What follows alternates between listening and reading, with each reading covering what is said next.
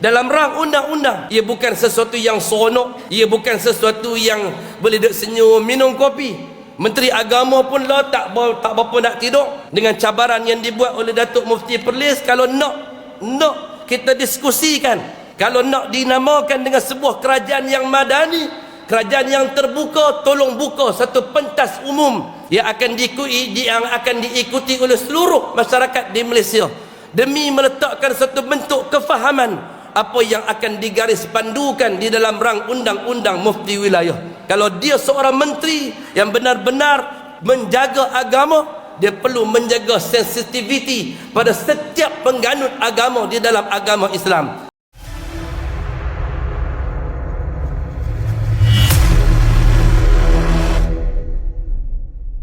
Contoh yang mudah kita selalu sebut, apabila Allah Subhanahu wa taala menyatakan Ar-Rahmanu 'alal 'arsy istawa.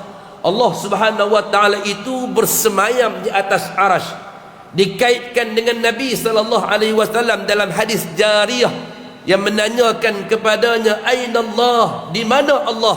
Kemudian dia mengatakan, "Allah fis sama." Bahwa Allah Subhanahu wa taala itu di langit. Di langit yang bagaimana? Di langit pada kesesuaian dan ketinggian Allah Azza wa Jal. Apa yang berlaku dalam kehidupan baginda Nabi kita Muhammad sallallahu alaihi wasallam adalah sesuatu perkara yang merujuk kepada apa yang telah Allah Subhanahu wa taala jelaskan di dalam Al-Quran. Apabila Nabi sallallahu alaihi wasallam di-Isra' Mi'rajkan, Nabi tak di-Isra' Mi'rajkan daripada timur ke barat. Nabi tak di-Isra' Mi'rajkan daripada utara menuju ke selatan. Tetapi Nabi sallallahu alaihi wasallam di-Isra'kan, di-Mi'rajkan ke langit. Pertemuan itu tidak disusun untuk turun ke dalam perut bumi yang paling dalam, tapi pertemuan itu berlaku di langit, di atas 7 petala langit Allah Azza wa Jal, yang menunjukkan ketinggian Allah Subhanahu wa ta'ala. Dan itulah yang kita pahatkan dalam kisah Isra' dan Mi'raj baginda Nabi kita Muhammad sallallahu alaihi wasallam. Tiba-tiba ada kelompok hari ini cuba untuk menafikan bahawa Isra' Mi'raj itu ke langit, ya, tetapi Allah Subhanahu wa taala tidak berada di atas langit. Ini sesuatu yang sewil, sesuatu yang otak dah apa? Otak dah jam, crank, sebab terlalu meletakkan timbangan akal, terlalu meletakkan di atas timbangan akal untuk memahami apa yang datang daripada Allah Azza wa Jal. Di penghujung ceramah Isra' dan Mi'raj mereka diletakkan satu seruan bahawa Allah Subhanahu wa taala itu wujud bila makan. Allah Subhanahu wa taala wujud tanpa tempat. Depa kira makan dia.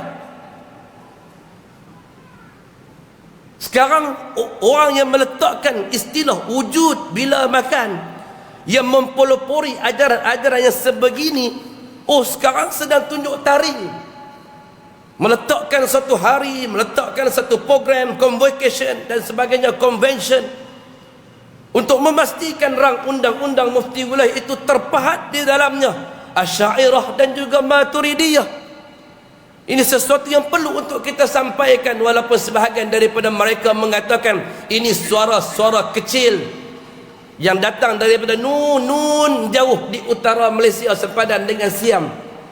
Namun kita di dalam sebuah negara yang berperlembagaan, dan raja kita Duli Yang Maha Mulia Tuanku Raja Perlis juga ada giliran dia.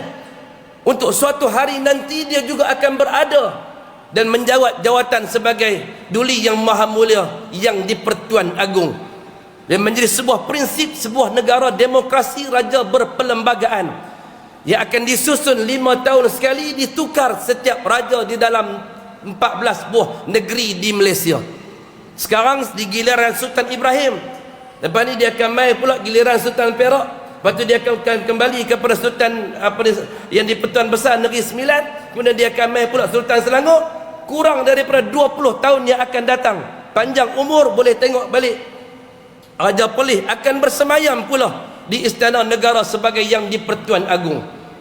Kalau hari ini kita cuba untuk memahatkan sesuatu perkara yang juga boleh dipahatkan semula selepas 20 tahun yang akan datang, silakan.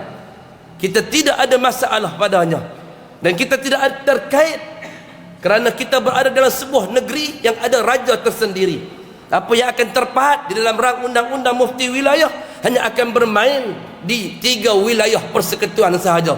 Wilayah persekutuan Kuala Lumpur, wilayah persekutuan Putrajaya, dan juga wilayah persekutuan Labuan. Negeri-negeri yang lain tak terikat dengannya.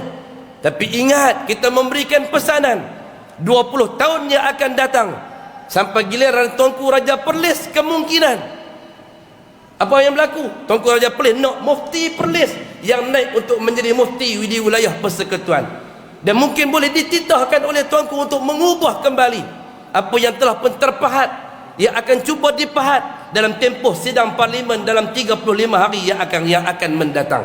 Hadirin hadirat yang dimuliakan Allah Subhanahu wa taala sekalian, dan suatu perkara yang nak dilakukan perlu dipastikan dengan sebaik mungkin dan diletakkan manhaj yang umum, manhaj yang dah pun disepakati oleh para ulama, iaitu yang diterima oleh Allah Azza wa Jal, yang insya-Allah menapak di atas jalan baginda Nabinya Muhammad sallallahu alaihi wasallam.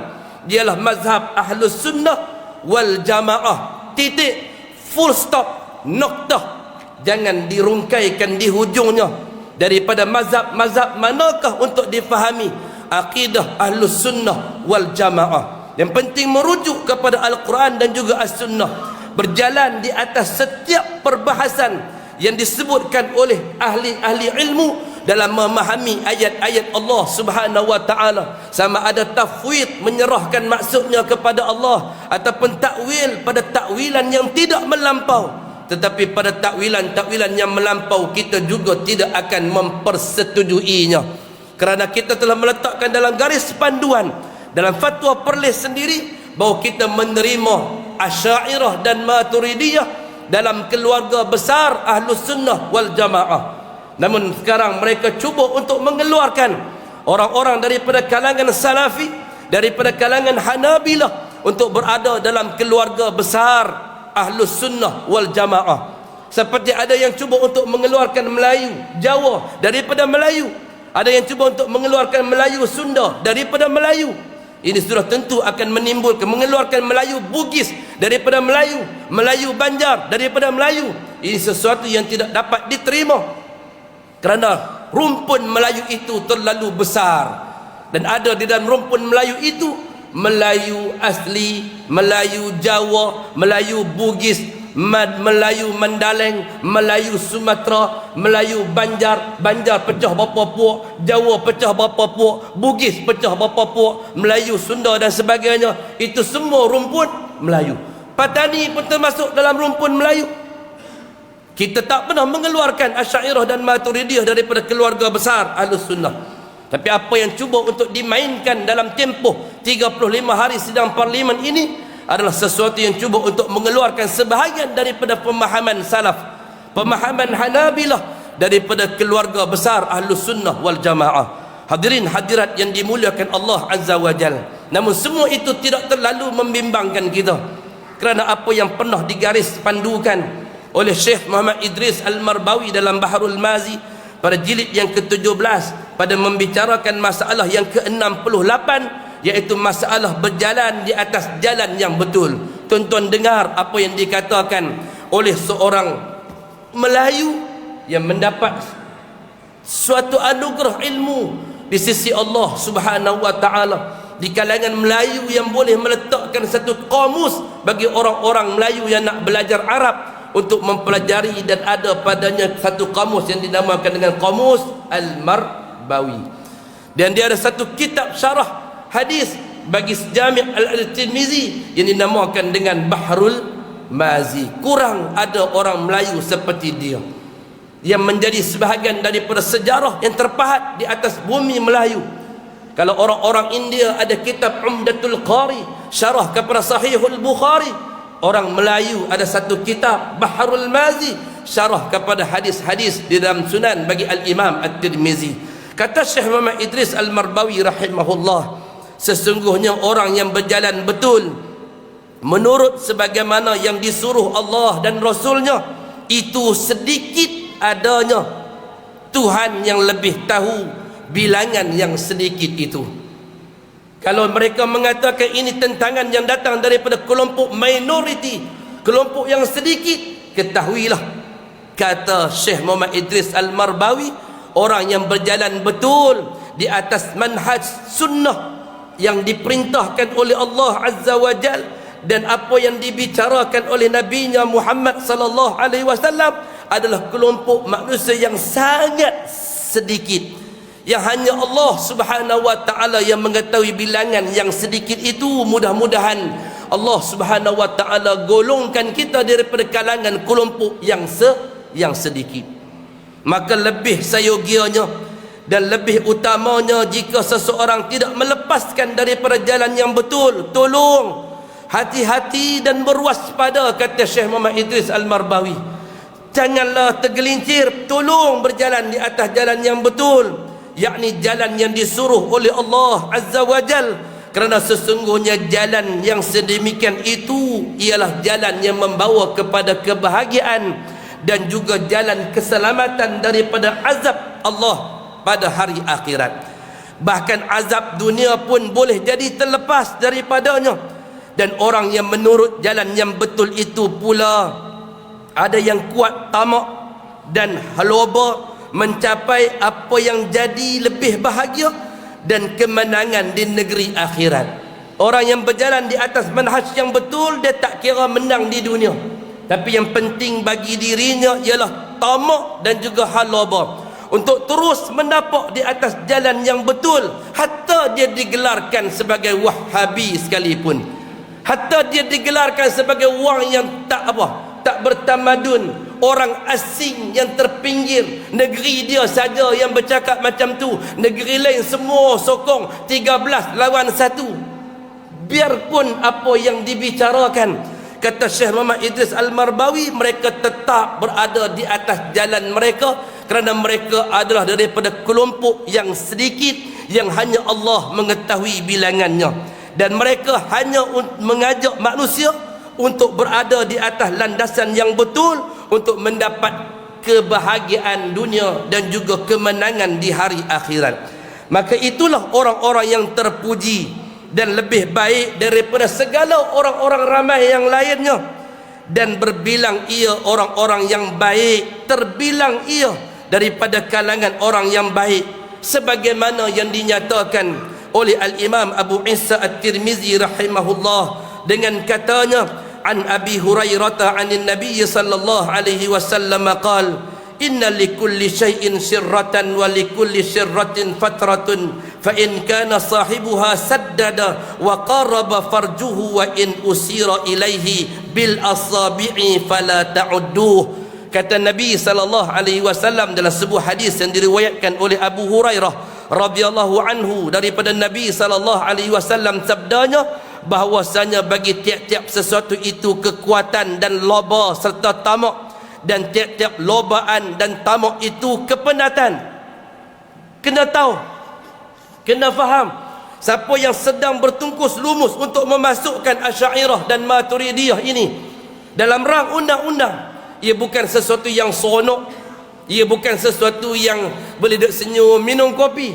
Menteri Agama pun lah tak berapa nak tidur dengan cabaran yang dibuat oleh Datuk Mufti Perlis. Kalau nak kita diskusikan, kalau nak dinamakan dengan sebuah kerajaan yang madani, kerajaan yang terbuka, tolong buka satu pentas umum yang akan diikuti oleh seluruh masyarakat di Malaysia, demi meletakkan satu bentuk kefahaman apa yang akan digaris pandukan di dalam rang undang-undang mufti wilayah. Kalau dia seorang menteri yang benar-benar menjaga agama, dia perlu menjaga sensitiviti pada setiap pengganut agama di dalam agama Islam. Seperti saya sebutkan pada kuliah saya minggu lepas, pejabat agama kerja dia ialah menjaga kestabilan, kemurnian dan kesucian umat Islam, kesucian agama Islam. Pejabat agama tidak boleh menjadi tunggangan daripada sebahagian pengganut tertentu untuk memastikan aliran-aliran tertentu diangkat dan sebagainya. Begitu juga dengan seorang menteri agama, kerja dia untuk memastikan agama itu dinilai, difahami, dilandasi, dijalani dengan sebaik mungkin menurut neraca Al-Quran dan juga sunnah Nabi-Nya Muhammad sallallahu alaihi wasallam. Sebagaimana titah Tuanku Raja Perlis, janganlah diperkecilkan keluarga Ahlus Sunnah wal Jamaah. Apa kata Nabi SAW? Ingat bahawa sesungguhnya loba dan tamak itu suatu kepenatan. Nama saja tamak, nama saja loba itu satu kepenatan. Maka jika ada orang yang mempunyai kelobaan dan ketamakan untuk berada di atas manhaj yang betul, di atas jalan yang betul, yang menghantarkannya untuk menghampiri kepada Allah Subhanahu wa taala, yakni berpenatnya ia, berlobanya ia pada jalan yang disuruh oleh syarak. Kalau dia berpenat lelah untuk faham apa itu agama, jika dia berpenat lelah untuk menyampaikan sesuatu yang sahih daripada baginda Nabi-Nya Muhammad sallallahu alaihi wasallam, jika dia cuba untuk mempertahankan akidah yang dibawa oleh baginda Nabi-Nya Muhammad sallallahu alaihi wasallam, maka kepenatan itu semua akan terjawab. Kepenatan itu semua akan berbaloi, kerana kata Nabi sallallahu alaihi wasallam, kalian telah berpenat pada suatu perkara yang disuruh oleh syarak padanya. Tapi kalau kita berpenat di atas sesuatu yang merepek, contoh yang viral 3-4 hari kemarin, bahawa Nabi sallallahu alaihi wasallam ada selai jubah.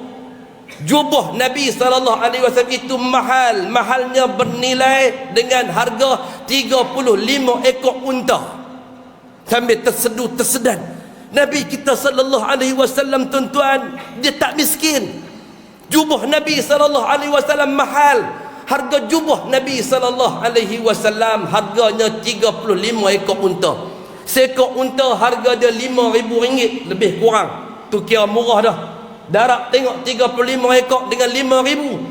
Harga 35 ekor unta ialah RM175,000. Jadi jubah Nabi sallallahu alaihi wasallam harga dia RM175,000. Dengar tuan-tuan, dengar saya baca ni pun tuan-tuan tersenyum ke belakang. Tersenyum kerana kemerepekkan. Sebab tu orang suruh mengaji hadis. Dalam ilmu hadis ada yang dinamakan dengan istilah mujazafat. Suatu hadis tu tak perlu untuk kita nilai pada sanadnya, rijal mana yang meriwayatkannya, cukup dengar pada matannya. Ada satu jurusan ilmu dan mana naqdul mutun, kritik matan hadis, baru dengar matan, tak perlu cek sanad, insya-Allah confirm palsu. Namun jubah tersebut dah dihadiahkan oleh baginda Nabi kita Muhammad sallallahu alaihi wasallam kepada orang yang berhajat pada jubah tersebut. Ini semua cerita yang merepek, tuan-tuan. Berpenat dalam menyampaikan sesuatu yang akan dipertanggungjawabkan di hadapan Allah Subhanahu wa taala. Ma yalfidhu min qaulin illa ladaihi raqibun atid. Keluar sepatah di atas lisan kita akan dipertanggungjawabkan di hadapan Allah Subhanahu wa taala. Tambah lagi menipu di atas sirah baginda Nabi kita Muhammad sallallahu alaihi wasallam. Falyatabawwa maq'adahu minan nar, maka persiapkan tempat duduknya di dalam lubang, dalam kerak api neraka Allah Subhanahu wa taala, wal iyaz billah, sebagaimana sabda Nabi-Nya Muhammad sallallahu alaihi wasallam.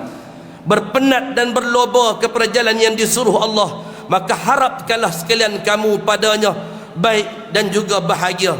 Dan jika diisyaratkan dia dengan jari dengan sebab berpaling dan tiada berjalan di atas jalan yang lurus, maka tak usahlah bilang oleh sekalian kamu akan dia orang yang kelepasan daripada dunia jua dan tiada baik ia dan bahagia di akhirat. Kalau orang tunjuk, orang nak lawat, orang cuba untuk mempertikaikan di atas sesuatu manhaj yang sahih, yang cuba untuk kita sampaikan dengan sebaik mungkin, usah pedulikan mereka, kata baginda Nabi kita Muhammad sallallahu alaihi wasallam. Berlepas dirilah daripada mereka di dunia, kerana tidak ada baik dan bahagianya orang seperti itu pada hari akhirat Allah Azza wa Jalla. Ini sabda baginda Nabi kita Muhammad sallallahu alaihi wasallam dengan sanad hadis hasan sahih bagi Imam At-Tirmizi. Hadirin hadirat yang dimuliakan Allah,